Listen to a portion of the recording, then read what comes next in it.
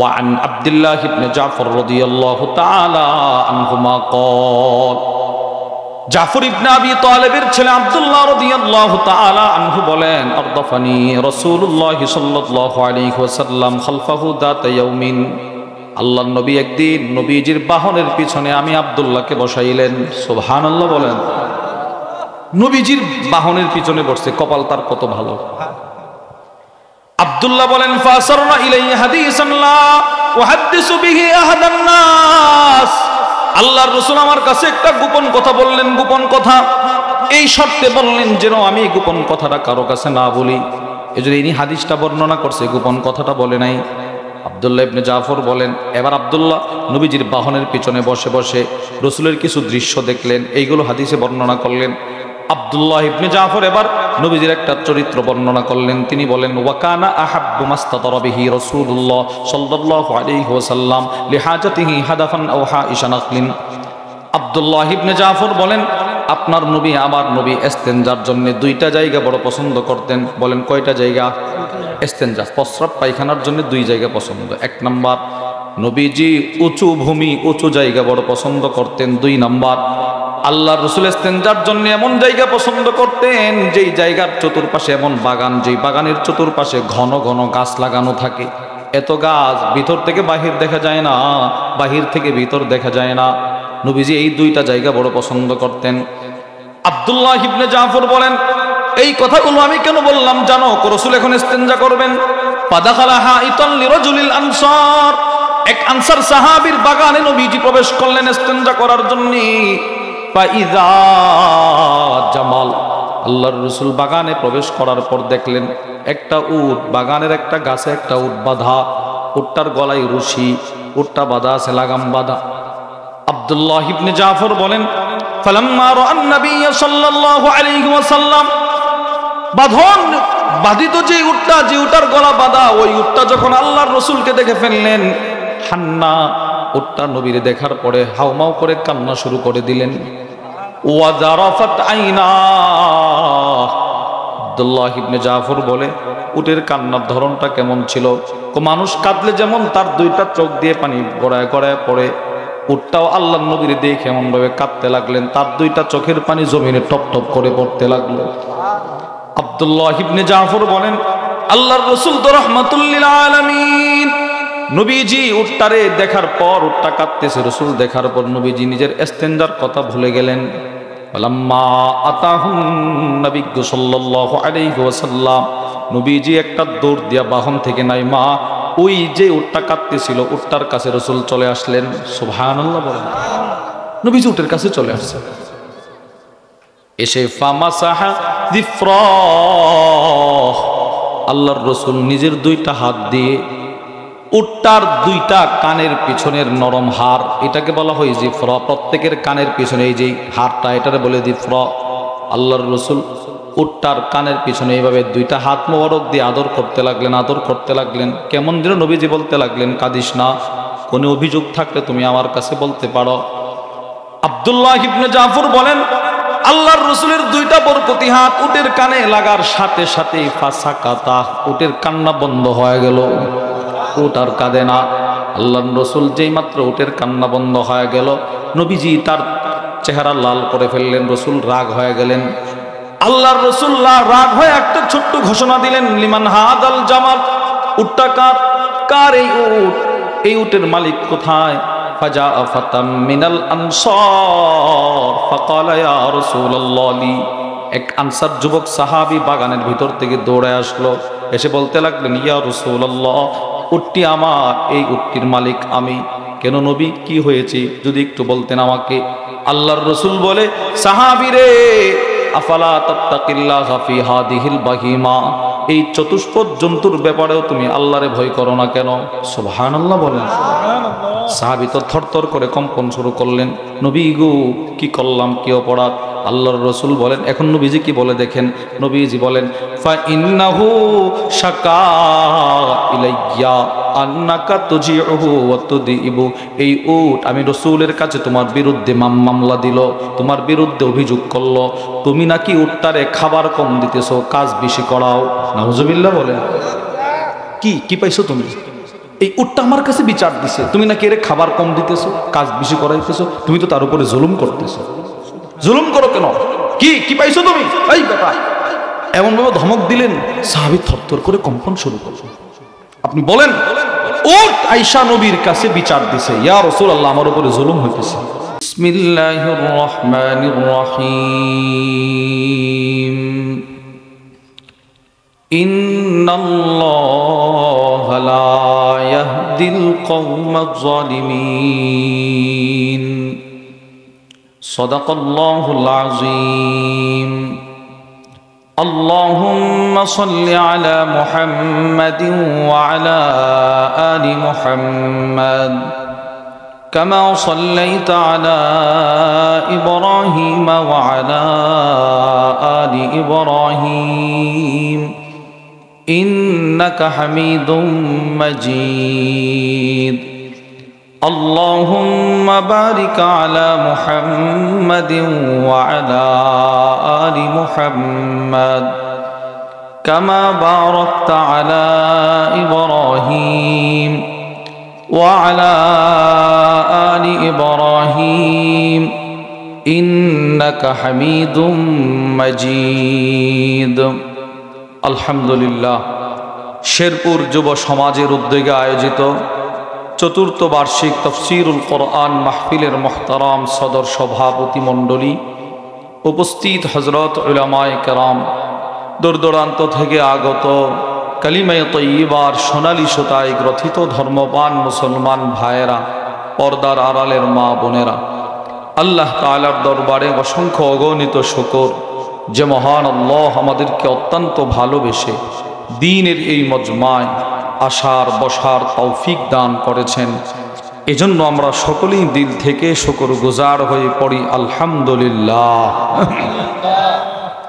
আপনাদের সামনে বড়রা আলোচনা করেছেন, বিশেষ করে আমার পূর্বে সারা বাংলার আলোড়ন সৃষ্টিকারী ওয়াইজ হযরত মাওলানা মুফতি শরীফুজ্জামান রাজীবপুরী হাফিজাহুল্লাহ গুরুত্বপূর্ণ আলোচনা করেছেন সুদ ঘুষ নিয়ে। আমি আপনাদের সামনে বসে কোরআনুল কারীমের একখানা আয়াতে কারীমার অংশ আল্লাহ তাআলার দয়া, আল্লাহর অনুগ্রহে আমার তিলাওয়াত করার সৌভাগ্য হয়েছে, আপনাদেরও শ্রবণ করার সৌভাগ্য হয়েছে। এই আয়াতে কারীমাকে সামনে রেখে সংক্ষিপ্ত সময়ে কোরআন ও হাদিসের আলোকে গুরুত্বপূর্ণ একটি বিষয়ে কিছু কথা বলার আশা রাখি। ওয়ামা তৌফিকি ইল্লা বিল্লাহ। আল্লাহ তাআলা বলনে ওয়ালা, শ্রবণ করনে ওয়ালা উভয়কে আমল ইখলাসের সাথে বলার শ্রবণ করার তৌফিক দান করেন, আমিন।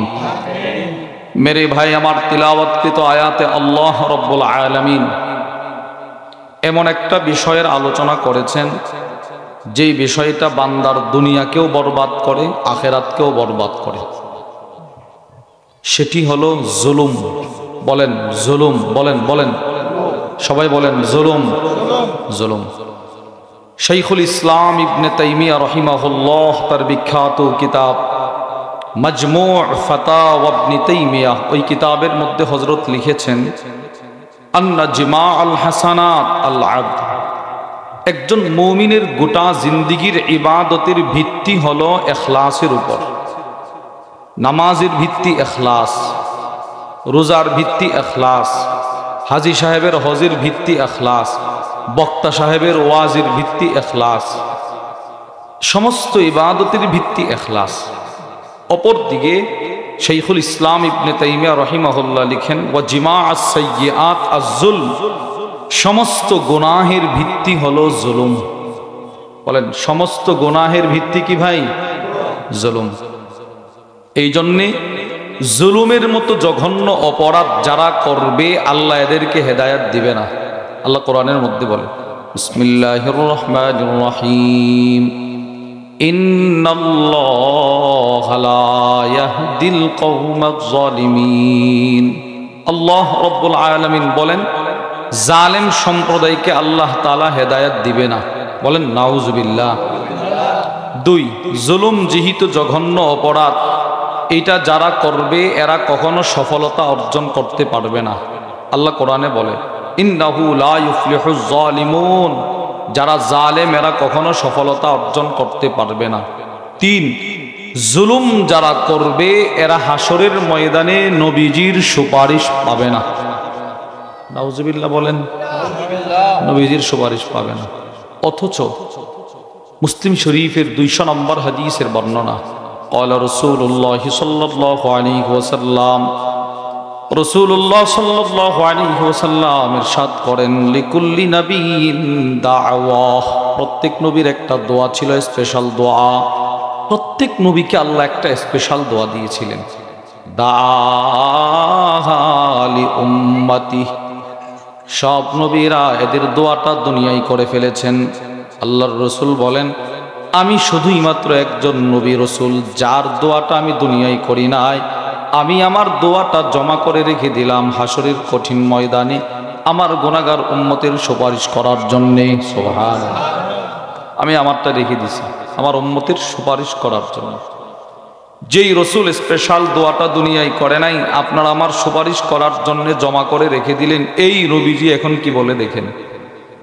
ইমাম জালালউদ্দিন আস-সুয়ুতি রাহিমাহুল্লাহর বিখ্যাত হাদিসের কিতাব আল জামিউস সগীর মিন আহাদিসিল বাশীর ওয়ান নাদির, ওই কিতাবের মধ্যে হাদিস আছে, ওয়ান আবি উমামাতাল বাহিলি রাদিয়াল্লাহু তাআলা আনহু ক্বাল, হযরত আবু উমামা আল বাহিলি রাদিয়াল্লাহু তাআলা আনহু থেকে বর্ণিত, তিনি বলেন, ক্বালা রাসূলুল্লাহ সাল্লাল্লাহু আলাইহি ওয়াসাল্লাম, আল্লাহর রাসূল বলেন, সিনফানি মিন উম্মতি, নবীজি বলে আমার উম্মতের দুই ধরনের মানুষ এমন আছে, আমার উম্মতের দুই ধরনের মানুষ এমন আছে যারা কখনো আমি নবীজির সুপারিশ পাবে না।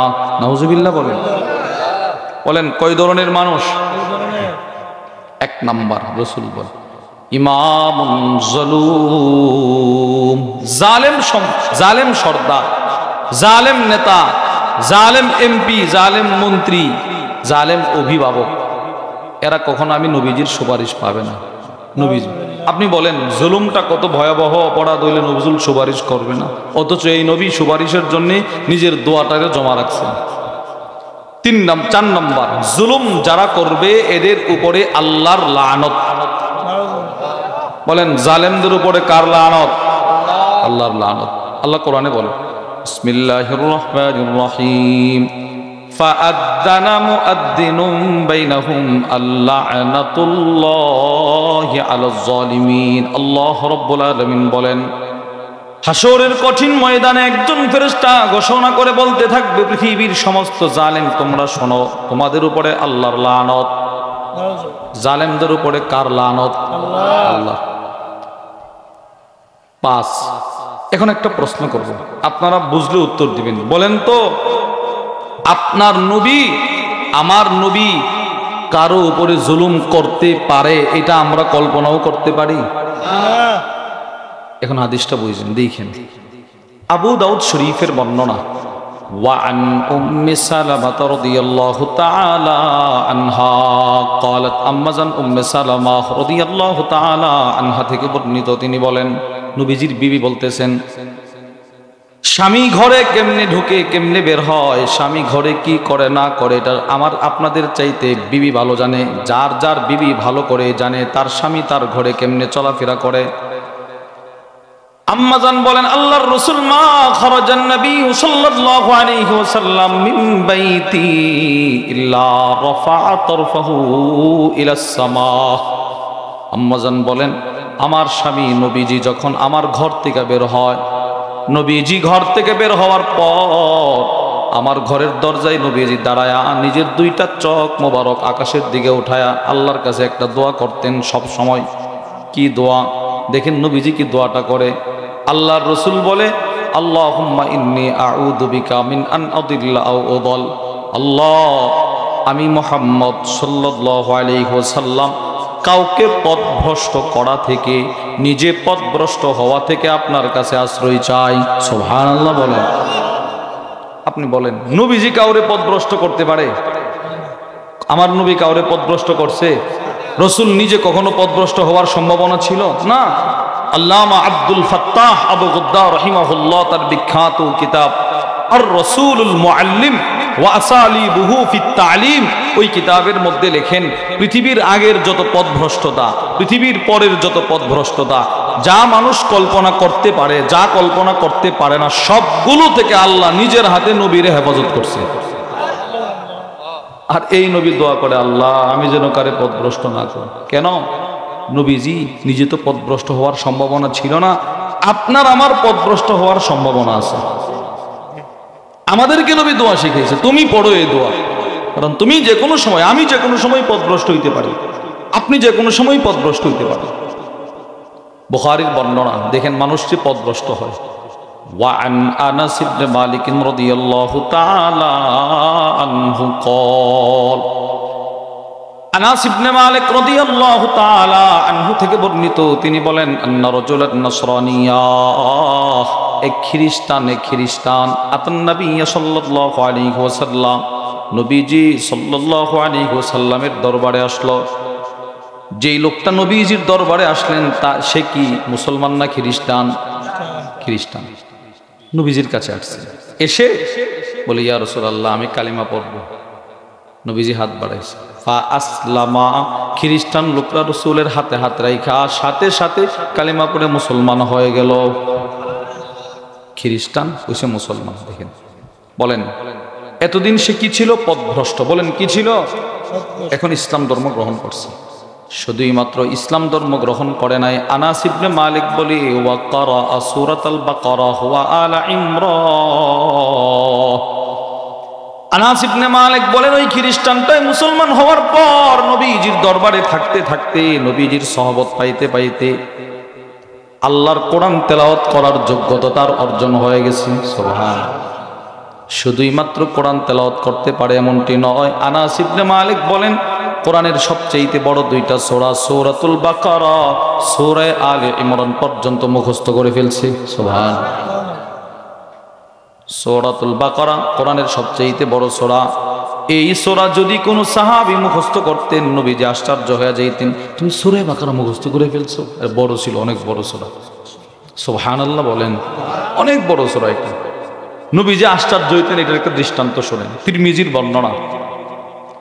وعن أبي هريرة رضي الله تعالى عنه قال, আবু হুরায়রা রাদিয়াল্লাহু তাআলা আনহু থেকে বর্ণিত, তিনি বলেন, বাআসা রাসূলুল্লাহ সাল্লাল্লাহু আলাইহি ওয়াসাল্লাম, বাআসা, নবীজি সাল্লাল্লাহু আলাইহি ওয়াসাল্লাম একদল সাহাবাদেরকে যুদ্ধে পাঠাবেন।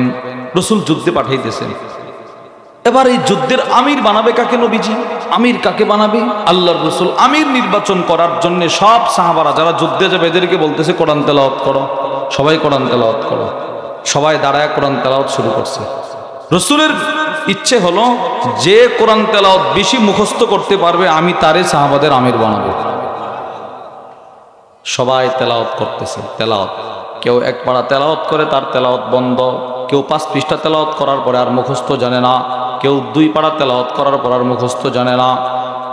আবু হুরায়রা বলেন, ফাআতা আলা রাজুলিন মিনহুম মিন আহদাসিহিম সিন্নাহ।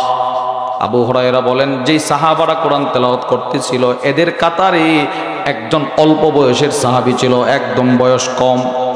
সবার তেলাওয়াত বন্ধ, কিন্তু ওই ছোট্ট সাহাবীর তেলাওয়াত বন্ধ হয় না। সুবহানাল্লাহ বলে। সে তেলাওয়াত করতেছে, তেলাওয়াত করতেছে, তেলাওয়াত করতেছে। নবীজি ওই সাহাবী, ছোট্ট সাহাবীর কাছে দৌড় দিয়ে গেছে, গিয়ে বলে, কিরে বেটা, সবার তেলাওয়াত বন্ধ, তুমি যে এখনো তেলাওয়াত করতেছো, মা মাকা ইয়া ফুলান, এই বেটা তুমি কোরআন কদ্দুর মুখস্থ জানো? সাহাবী জবাব দিয়ে কি জানেন? মাই কাদা ওয়া কাদা, ইয়া রাসূলুল্লাহ আমার কোরআনের এই পৃষ্ঠা মুখস্থ। ওয়া সূরাতুল বাকারা, কোরআনের সবচেয়ে বড় সূরা সূরাতুল বাকারাটাও আমার মুখস্থ আছে। নবীজি আশ্চর্য হয়ে বলে, আমাকা সূরাতুল বাকারা, সূরা বাকারা তোমার মুখস্থ? সুবহানাল্লাহ বলেন। নবীজি আশ্চর্য হয়ে গেছে, আরে সে বলে কি, এত অল্প বয়সে সূরা বাকারা মুখস্থ করে ফেলছো? জি ইয়া রাসূলুল্লাহ। নবীজি বলে, যাও, সূরা বাকারা মুখস্থ থাকার কারণে আমি নবী তোমাকে মুরব্বীদের আমির বানায় দিলাম। ওই খ্রিস্টান দেখেন, ছিল খ্রিস্টান, আসলো নবীজির কাছে, সূরা বাকারা মুখস্থ করে ফেলছে।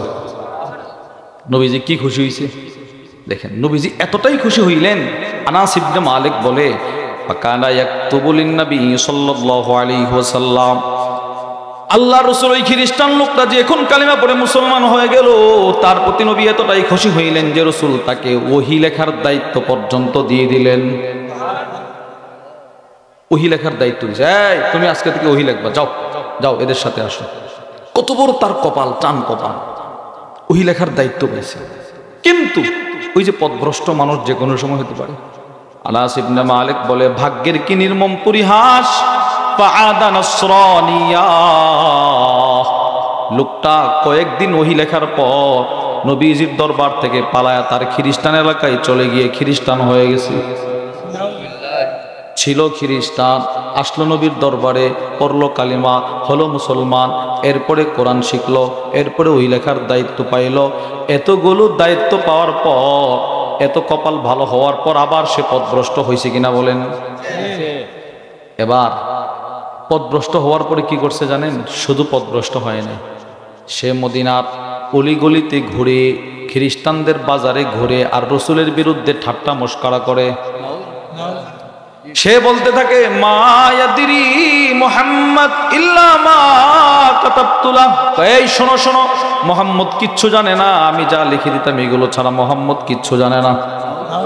মুহাম্মদের কোনো লেখাপড়া নাই। নাউজুবিল্লাহ বলেন। এবার আপনারা বলেন, কিয়ামত পর্যন্ত কোনো মানুষ যদি আল্লাহর রাসূলকে নিয়ে ঠাট্টা মশকরা করে, ওই মশকরাকারীর বিরুদ্ধে প্রতিশোধ নেওয়ার ঘোষণাটা স্বয়ং কে দিয়েছে? আল্লাহ দিয়েছে। আল্লাহ কোরআনে বলেন, সূরাতুল হিজরের মধ্যে আল্লাহ বলেন, বিসমিল্লাহির রহমানির রহিম, ইন্না কাফাইনাকাল মুস্তাহজিইন। আল্লাহ রাব্বুল আলামিন বলে, দোস্ত আপনাকে নিয়ে ঠাট্টা মশকরা করে, কিয়ামত পর্যন্ত যারা আপনাকে নিয়ে ঠাট্টা মশকরা করবে, এদের বিরুদ্ধে অ্যাকশন নেওয়ার জন্য দোস্ত তোমার পক্ষ থেকে আমি আল্লাহ যথেষ্ট। সুবহানাল্লাহ। এবার সে আল্লাহর নবীর বিরুদ্ধে ঠাট্টা মশকরা করে। আনাস ইবনে মালিক বলেন, সুস্থ মানুষ, কিন্তু হঠাৎ খ্রিস্টানরা তাকায় দেখে মারা গেছে। ফামাতাহুল্লাহ, আল্লাহ তাআলা এই লোকটাকে মৃত্যু দিয়ে দিল, সে মারা গেছে। তার ইন্তেকালের পর ফাদাফানু, খ্রিস্টান সম্প্রদায়ের লোকেরা খ্রিস্টানদের নিয়ম অনুযায়ী তারে দাফন করছে, খ্রিস্টানরা দাফন করছে।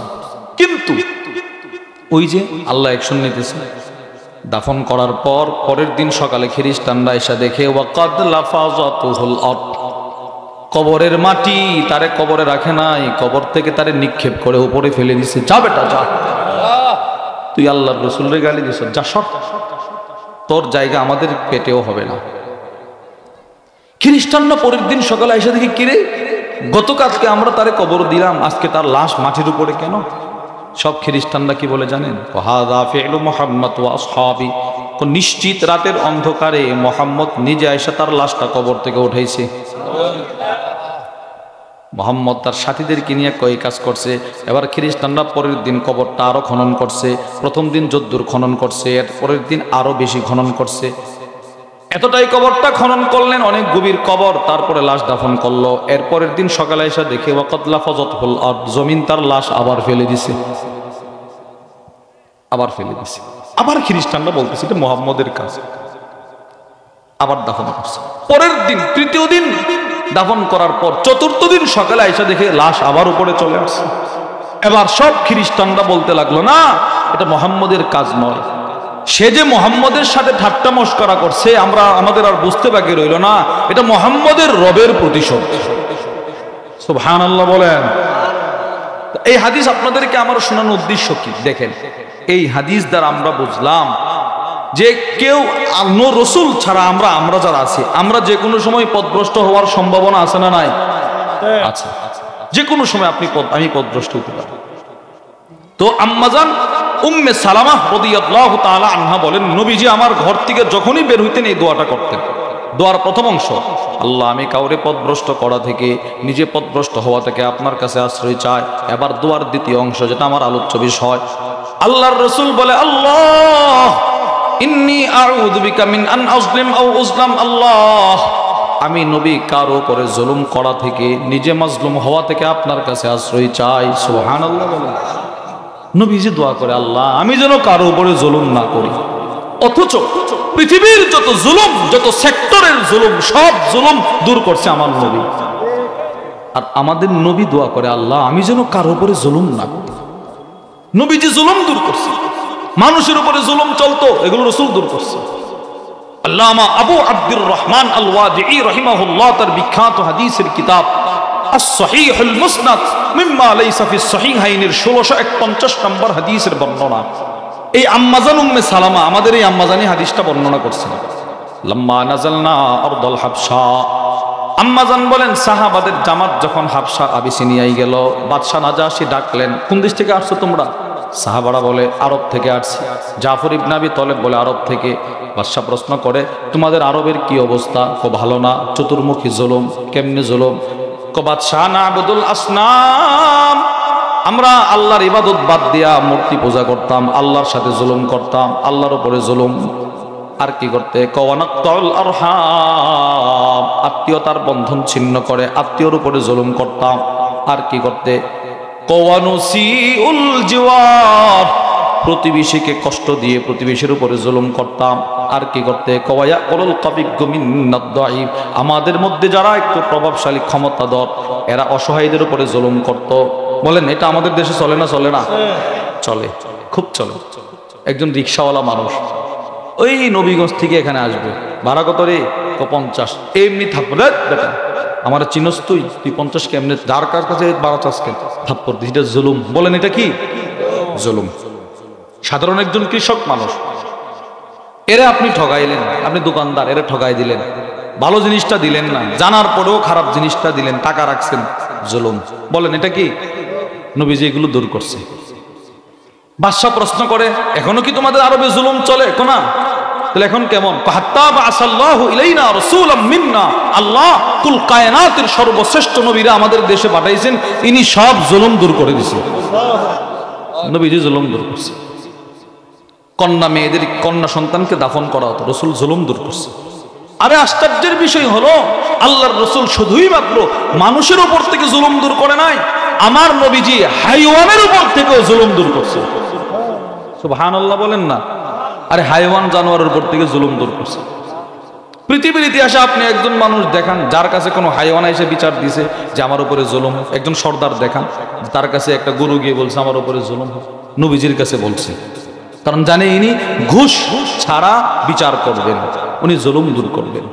আবু দাউদ শরীফের বর্ণনা, ওয়ান আব্দুল্লাহ ইবনে জাফর রাদিয়াল্লাহু তাআলা আনহুমা ক্বাল, জাফর ইবনে আবি তালেবের ছেলে আব্দুল্লাহ রাদিয়াল্লাহু তাআলা আনহু বলেন, আরদাফানি রাসূলুল্লাহ সাল্লাল্লাহু আলাইহি ওয়াসাল্লাম খালফাহু দাতা ইয়াউমিন, আল্লাহর নবী একদিন নবীজির বাহনের পিছনে আমি আব্দুল্লাহকে বসাইলেন। সুবহানাল্লাহ বলেন। নবীজির বাহনের পিছনে বসছে, কপাল তার কত ভালো।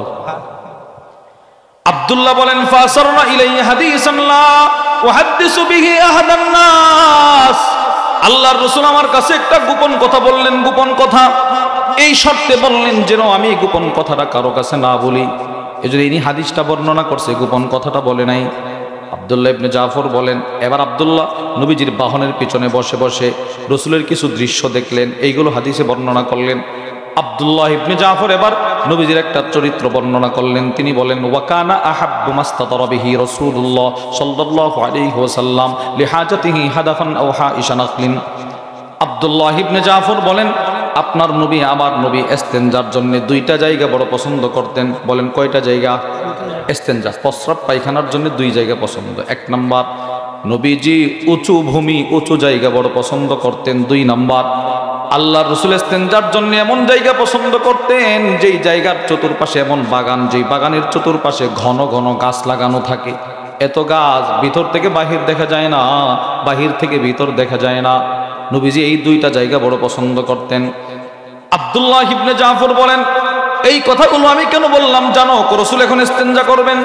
ফাদাখালা হাইতান লিরাজুলিল আনসার, এক আনসার সাহাবীর বাগানে নবীজি প্রবেশ করলেন ইস্তেনজা করার জন্য। ফাইযা জামাল, আল্লাহর রাসূল বাগানে প্রবেশ করার পর দেখলেন একটা উট, বাগানের একটা গাছে একটা উট বাঁধা, উটটার গলায় রশি, উটটা বাঁধা আছে লাগাম বাঁধা। আব্দুল্লাহ ইবনে জাফর বলেন, ফালাম্মা রাআন নবী সাল্লাল্লাহু আলাইহি ওয়াসাল্লাম, বাঁধন বাঁধিত যে উটটা, যে উটার গলা বাঁধা, ওই উটটা যখন আল্লাহর রাসূলকে দেখে ফেললেন, হান্না উটটা নবীরে দেখার পরে হাউমাউ করে কান্না শুরু করে দিলেন। ওয়াজারাফাত আইনা, আব্দুল্লাহ ইবনে জাফর বলে উটের কান্নার ধরনটা কেমন ছিল? মানুষ কাঁদলে যেমন তার দুইটা চোখ দিয়ে পানি গড়ায় গড়ায় পড়ে, উটটাও আল্লাহর নবীর দেখে এমন ভাবে কাঁদতে লাগলেন, তার দুইটা চোখের পানি জমিনে টপ টপ করে পড়তে লাগলো। আব্দুল্লাহ ইবনে জাফর বলেন আল্লাহর রাসূল তো রাহমাতুল লিল আলামিন, নবীজি উটটারে দেখার পর, উটটা কাঁদতেছে, রাসূল দেখার পর নবীজি নিজের ইস্তেনজার কথা ভুলে গেলেন। লাম্মা আতাহুন নবী সাল্লাল্লাহু আলাইহি ওয়াসাল্লাম, নবীজি একটা দৌড় দিয়া বাহন থেকে নাইমা ওই যে উটটা কাঁদতেছিল উটটার কাছে রাসূল চলে আসলেন। সুবহানাল্লাহ বলেন। নবীজি উটের কাছে চলে আসছে, এসে ফামাসাহা যিফরাহ, আল্লাহর রাসূল নিজের দুইটা হাত দিয়ে উটটার দুইটা কানের পিছনের নরম হাড়, এটাকে বলা হয় জিফরা, প্রত্যেকের কানের পিছনে এই যে হাড়টা এটারে বলে জিফরা। আল্লাহর রাসূল উটটার কানের পিছনে এইভাবে দুইটা হাত মোবারক দিয়ে আদর করতে লাগলেন, আদর করতে লাগলেন। কেমন যেন নবীজি বলতে লাগলেন, কাঁদিস না, কোনো অভিযোগ থাকলে তুমি আমার কাছে বলতে পারো। আব্দুল্লাহ ইবনে জাফর বলেন আল্লাহর রাসূলের দুইটা বরকতি হাত উটের কানে লাগার সাথে সাথে ফাসাকাতা, উটের কান্না বন্ধ হয়ে গেল, উট আর কাঁদে না। আল্লাহর রাসূল যেই মাত্র উটের কান্না বন্ধ হয়ে গেল, নবীজি তার চেহারা লাল করে ফেললেন, রাসূল রাগ হয়ে গেলেন। আল্লাহর রাসূল রাগ হয়ে একটা ছোট্ট ঘোষণা দিলেন, লিমান হাদাল জামাল, উটটা কার? কার এই উট? এই উটের মালিক কোথায়?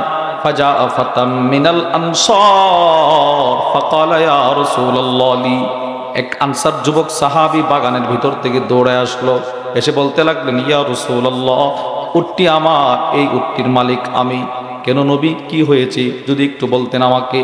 আল্লাহর রাসূল বলে, সাহাবী রে, আফালা তাত্তাকিল্লাহা ফি হাদিহিল বাহিমা, এই চতুষ্পদ জন্তুর ব্যাপারেও তুমি আল্লাহরে ভয় করো না কেন? সুবহানাল্লাহ বলেন। সাহাবী তো থরথর করে কম্পন শুরু করলেন, নবী গো কি করলাম, কি অপরাধ? আল্লাহর রাসূল বলেন, এখন নবীজি কি বলে দেখেন। নবীজি বলেন, ফা ইন্নাহু শাকা ইলাইয়া আন্নাকা তুজিউহু ওয়া তুদিবু, এই উট আমি রাসূলের কাছে তোমার বিরুদ্ধে মামলা দিল, তোমার বিরুদ্ধে অভিযোগ করলো, তুমি নাকি উটটারে খাবার কম দিতেছো, কাজ বেশি করাও। নাউজুবিল্লাহ বলেন। কি পাইছো তুমি? এই উটটা আমার কাছে বিচার দিছে, তুমি নাকি এর খাবার কম দিতেছো, কাজ বেশি করাইতেছো, তুমি তো তার উপরে জুলুম করতেছো। জুলুম করো কেন? কি পাইছো তুমি? এই ব্যাপার এমন ভাবে ধমক দিলেন, সাহাবী থরথর করে কম্পন শুরু করলেন। আপনি বলেন, উট আয়েশা নবীর কাছে বিচার দিছে, ইয়া রাসূলুল্লাহ আমার উপরে জুলুম হইতেছে। জুলুম হাইওয়ানের উপর থেকে নবীজি জুলুম দূর করছে। মুসলিম শরীফের বর্ণনা, আল্লাহর রাসূল এইভাবে বসা, রাস্তার পাশে বসা। জাবির ইবনে আব্দুল্লাহ বলেন, মাররা আলাইহি হিমার, একটা গাধা নবীজির সামনে দিয়ে হেঁটে হেঁটে চলে যায়। ওয়াকাদ ওয়াসিমা ফি ওয়াজহি, গাধাটার চেহারার মধ্যে লোহার দাগ, মালিক যেন আগুনের দাগ দিয়ে রাখছে। নবীজি বললেন, লানাল্লাহ, ওই ব্যক্তির উপরে আল্লাহর লানত, আল্লাযী ওয়াসামা ফি ওয়াজহি, যে এই গাধার চেহারার মধ্যে লোহার দাগ দিছে তার উপরে আল্লাহর লানত। দেখবেন আমাদের দেশে কুরবানির পশুর হাট যখন বসে, দেখবেন অনেকগুলো বড় বড় মহিষের পিঠের মধ্যে দাগ দেওয়া থাকে, দাগ, লোহার আগুনের লোহা পড়ায় দাগ দিয়ে নম্বর বসায়। নাউজুবিল্লাহ বলেন। বলেন এটা কি জুলুম না? জুলুম।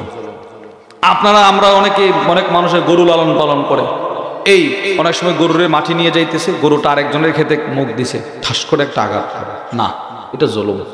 আগে আপনি গরুর মুখ বন্ধ করেন, এটা খোপা পড়ায় দেন, এজন্য আরেকজনের খেতে মুখ না দিতে পারে। আপনি মুখ বন্ধ করবেন না, যত হাইওয়ান কামড় দিতেই চাইবে, আপনি আঘাত করলেন কেন?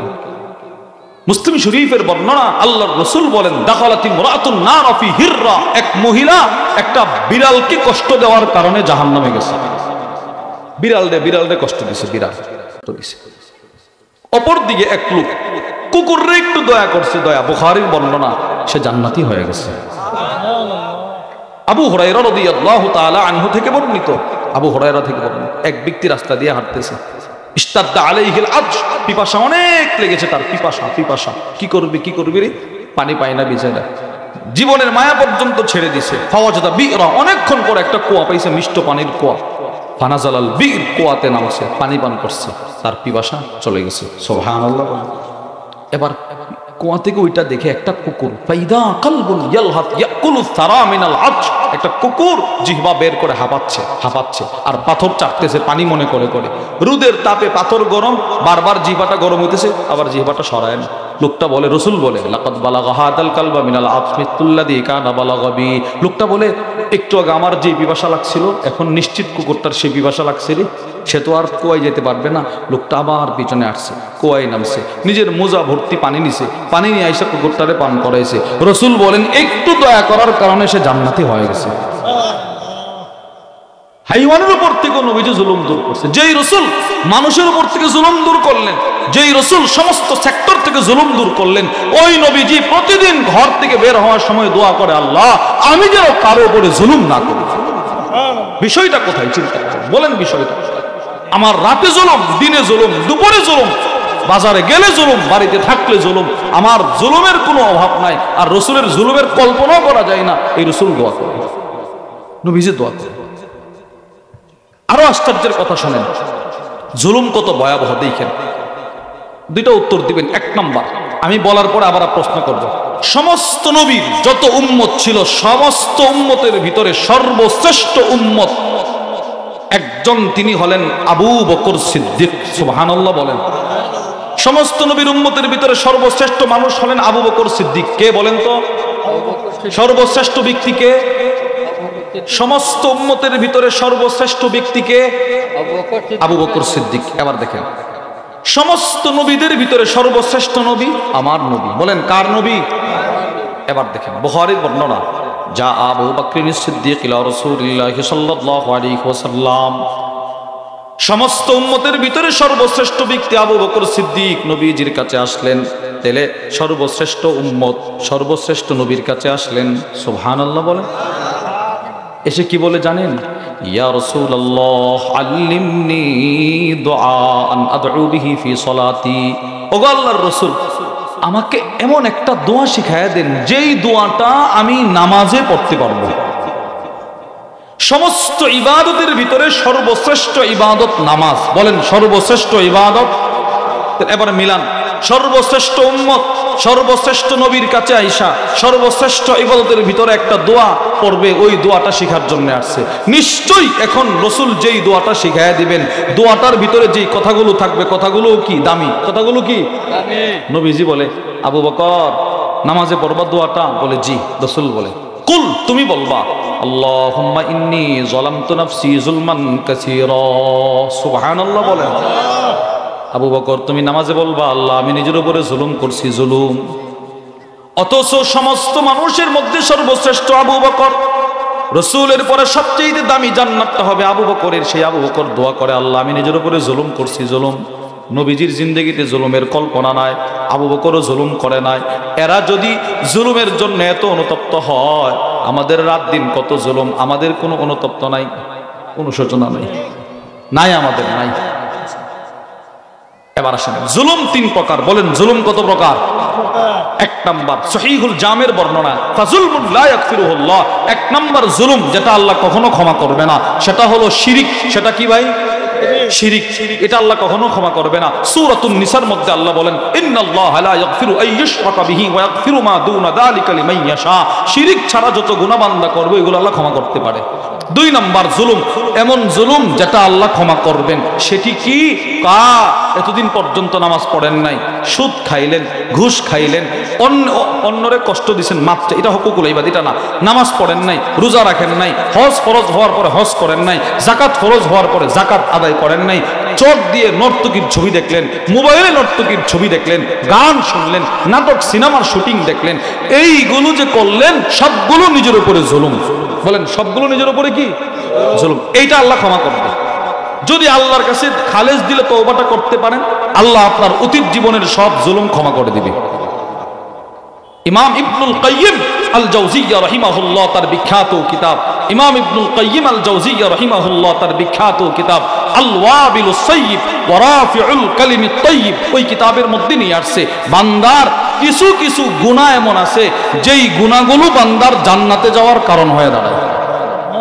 আরে গুনাহ গুনাহ। বলুন হুজুর গুনাহ কেমনে জান্নাতের কারণ হয়? ইমাম ইবনুল কাইয়িম আল জাওজিয়া বলেন গুনাহটা করছে নিজের উপরে জুলুম, সাথে সাথে একটা তওবা করছে, এই তওবাটা তার গুনাহটারে নেক দ্বারা পরিপূর্ণ করে জান্নাতি বানায় দিয়েছে। বলেন আমার জিন্দগিতে জুলুম আছে না নাই? গুনাহ আছে না নাই? আচ্ছা, অভাব নাই, গুনাহের সাগর সাগর, অভাব নেই। এই গুনাহটা যে জান্নাতের কারণ হয় তারা একটা দৃষ্টান্ত আপনাদেরকে শোনায় দিই। মুসলিম শরীফের বর্ণনা, হযরত বুরাইদা রাদিয়াল্লাহু তাআলা আনহু থেকে বর্ণিত, তিনি বলেন মাইজ আসলামী নামে এক সাহাবী নবীর কাছে আসছে, এসে বলে ইয়া রাসূলুল্লাহ তাহহিরনি, আমাকে পবিত্র করুন। নবীজি বুঝছে সাহাবী কোনো একটা গুনাহ করছে। আল্লাহর রাসূল বুঝেও না বুঝার ভান করলেন।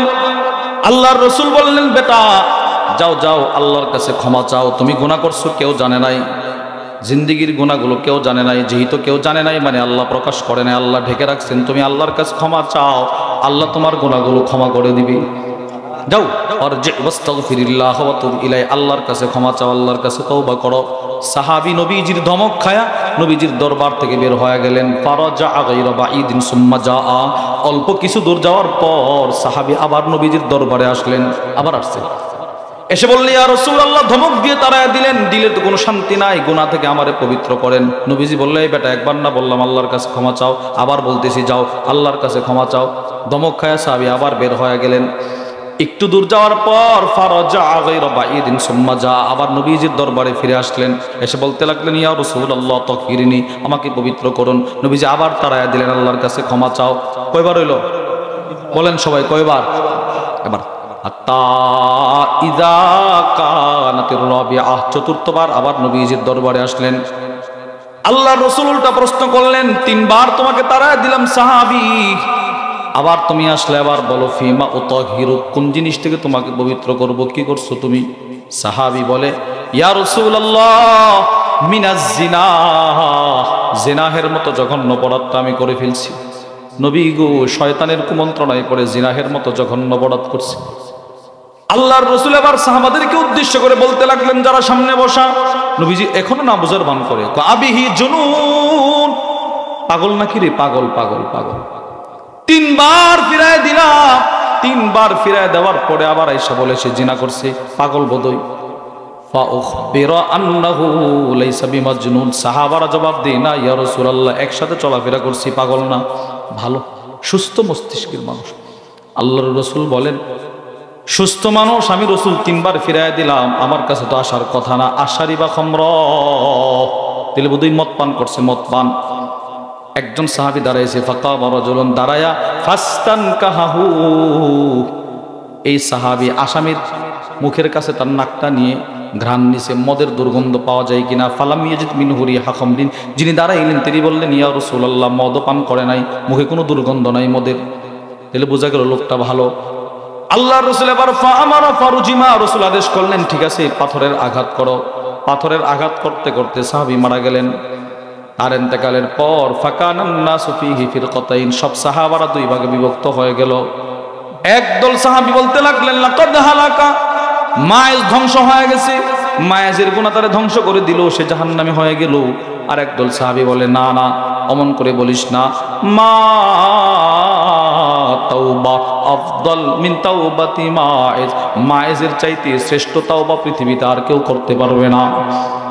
নিজে নবীর কাছে আসছে, রসুলের কাছে নিজে হাতে একটা পাথর দিছে, পাথর দিয়া নবীরে বলে উক্তুলনি বিল হিজারা, ইয়া রাসূলুল্লাহ জিনাহের মতো জঘন্য অপরাধ থেকে আমি তওবা করে আমার দিল শান্তি হবে না, এই পাথর দিয়ে আমারে আঘাত করে মারেন, তারপরে দিল শান্তি হবে। সুবহানাল্লাহ বলেন, এমন তওবা আর কেউ করতে পারে না রে।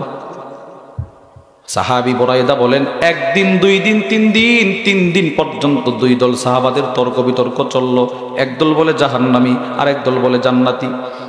3 দিন পর আল্লাহর রাসূল সাহাবাদের মজলিসে আসলেন, এসে বলতে লাগলেন সাহাবারা রে কিসের হট্টগোল শোনা যায়, একদল বলতেছো কে নাকি জাহান্নামী আর একদল বলো জান্নাতি, কারে বলতেছো কেন বলতেছো? সাহাবারা বলে ইয়া রাসূলুল্লাহ এই দুই দল সাহাবারা আপনার সাহাবী মায়েজের সম্পর্কে মতামত করে, একজন বলে জান্নাতি আর একদল বলে জাহান্নামী, নবী গো আপনার কি বক্তব্য? আল্লাহর রাসূল বলে সাহাবারা লাকাদ তাবা তাওবাহ, আমার সাহাবী মায়েজ 3 বার তারে ফিরাইয়া দিলাম, সে যায় নাই, 4র্থবার আমার কাছে আসছে, পাথরের আঘাত বরদাস্ত করলো, দুনিয়া থেকে বিদায় নিল, আবার তওবাও করলো। আমার এই সাহাবী এমন একটা তওবা করেছে, লাউ কুসিমাত ওয়া ফি রিওয়ায়া লাউ কুসিমাত বাইনা উম্মাহ। আমার এক সাহাবীর তওবা যদি উম্মতের সমস্ত নারী পুরুষকে বন্টন করে দেওয়া হয়, উম্মতের সমস্ত নারী পুরুষ একজনের তওবা দ্বারা জান্নাতে চলে যাইবে। এমন একটা তওবা সে করলো, তারে নিয়ে তোমরা কটু কথা বলবা না। এই হাদিস থেকে আমরা বুঝতে পারলাম, ওয়ামান ইয়ামাল সুআন আও ইয়াজলিম নাফসাহু সুম্মা ইস্তাগফিরিল্লাহ ইয়াজিদিল্লাহ গফুরুর রহিমা। নিজের উপরে আপনি জুলুম করছেন, কত নর্তকীর ছবি আপনি মোবাইলে দেখলেন, কতদিন পর্যন্ত দোকানে বসে বসে টেলিভিশন দেখলেন, গান দেখলেন, আপনার দুইটা কান দিয়ে কত গানের আওয়াজ ঢুকলো, আবার মসজিদের মিনারা থেকে আজানও ঢুকলো, গানের মজা পাইলেন, আজানের মজা পাইলেন না। আল্লাহর ভালোবাসায় 30টা বছর পর্যন্ত আপনি মসজিদে গেলেন না, নিজের উপরে জুলুম করলেন। এখন যদি আপনি খালেজ দিলে চোখের পানি ছেড়ে দিয়ে তওবা করতে পারেন, আল্লাহ জীবনে আপনার হক অনেক নষ্ট করছি, আল্লাহ অনেকবার আপনি মসজিদের দিকে ডাকলেন, যায় নাই, আল্লাহ শয়তানের কুমন্ত্রণায় পড়ে আপনাকে 10টা মিনিট সময় মসজিদে দেয় নাই, নিশ্চিত আল্লাহ নিজের উপরে জুলুম করলাম, আমার আপনি ক্ষমা করে দেন। ওই সাহাবীর মতো আল্লাহ আপনাকেও ক্ষমা করে জান্নাতি বানায় দিবে। ইমাম ইবনুল কাইয়্যিমের বক্তব্য। এই জন্য এই জুলুম প্রত্যেকেরই আছে, গুনাহ গুনাহ গুনাহ, নামাজ না পড়ার গুনাহ, চোখের হেফাজত নাই, হাতের হেফাজত নাই, এই গুনাহ থেকে আল্লাহর কাছে তওবা করার দরকার আছে না নাই? বলেন, এই জুলুম থেকে তওবা করার দরকার আছে না নাই? এটা আল্লাহ ক্ষমা করবে। 3 নম্বর জুলুম যেটা আল্লাহ ক্ষমা করবে না, যার সাথে করছেন ইনি ক্ষমা না করা পর্যন্ত। কারো থাপ্পড় মারছেন, কারো হক নষ্ট করছেন, কারো জমিন দখল করছেন, কারো ঘর বাড়ির সীমানা দখল করছেন, ক্ষমতার বলে কাউরে রক্তাক্ত করছেন, থাপ্পড় দিচ্ছেন, এইগুলোর হিসাব হাসরের ময়দানে হবে। সে মাফ না করলে আল্লাহ মাফ করবে না। 3 নম্বর। এই জন্য এই জুলুম থেকে আমরা বিরত থাকবো তো ইনশাআল্লাহ। আল্লাহ আমাদের সকলকে জুলুমের মতো ভয়াবহ অপরাধ থেকে আমাকে আপনাকে আমাদের সকলকে বেঁচে ঈমানি জিন্দেগি গঠন করার তৌফিক দান করেন, আমিন। যে সমস্ত যুবক ভাইয়ের আজকের এই মহতি সম্মেলনের আয়োজন করেছেন, আল্লাহ যুবকদের সহ আপনাদের সকলকে উত্তম বিনিময় দান করেন, জোরে বলেন আমিন। ওমা আলাইনা ইল্লাল বালাগ।